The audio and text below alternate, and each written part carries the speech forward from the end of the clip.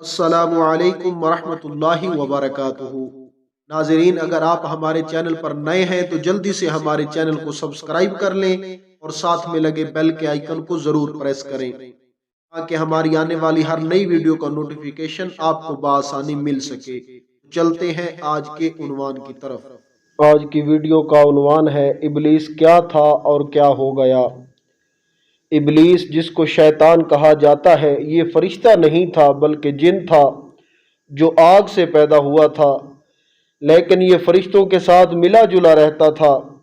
اور دربار خداوندی میں بہت مقرب اور بڑے بڑے بلند درجات و مراتب سے سرفراز تھا۔ حضرت کعب احبار رضی اللہ تعالی عنہ کا بیان ہے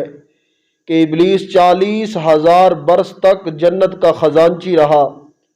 اور 80,000 برس تک ملائکہ کا ساتھی رہا اور 20,000 برس تک ملائکہ کو وعظ سناتا رہا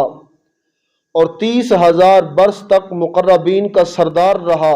اور 1,000 برس تک روحانین کی سرداری کے منصب پر رہا اور 14,000 برس تک عرش کا طواف کرتا رہا، اور پہلے آسمان میں اس کا نام عابد اور دوسرے آسمان میں اس کا نام زاہد، تیسرے آسمان میں عارف،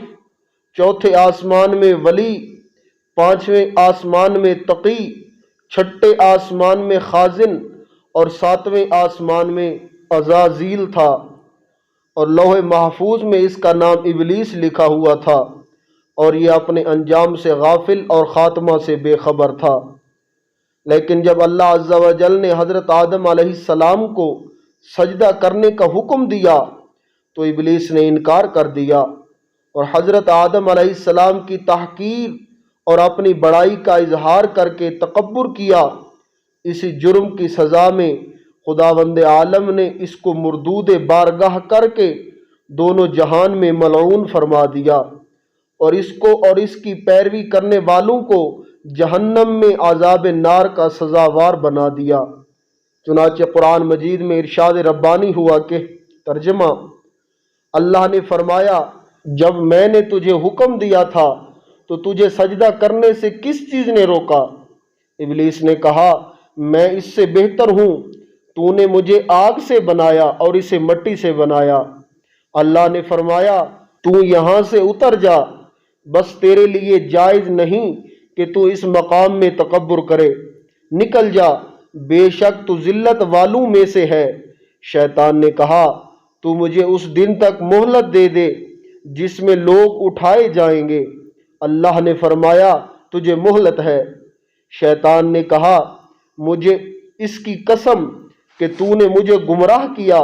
میں ضرور تیرے سیدھے راستہ پر لوگوں کی طاق میں بیٹھوں گا، پھر ضرور میں ان کے آگے اور ان کے پیچھے اور ان کے دائیں اور ان کے بائیں سے ان کے پاس آؤں گا، اور تو ان میں سے اکثر کو شکر گزار نہ پائے گا۔ اللہ نے فرمایا، تو یہاں سے ذلیل و مردود ہو کر نکل جا، بے شک ان میں سے جو تیری پیروی کرے گا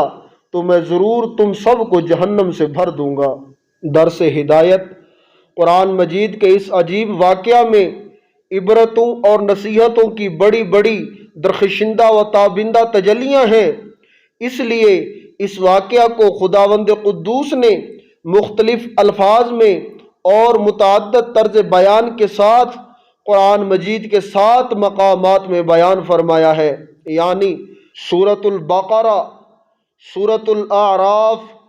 سورۃ الحجر، سورۃ بنی اسرائیل، سورۃ کہف، سورۃ طٰہٰ اور سورۃ صاد میں اس دل ہلا دینے والے واقعہ کا تذکرہ مذکور ہے جس سے مندرجہ ذیل حقائق کا درس ہدایت ملتا ہے۔ معزز ناظرین، توجہ سے سماعت فرمائیں۔ نمبر 1، اس سے ایک بہت بڑا درس ہدایت تو یہ ملتا ہے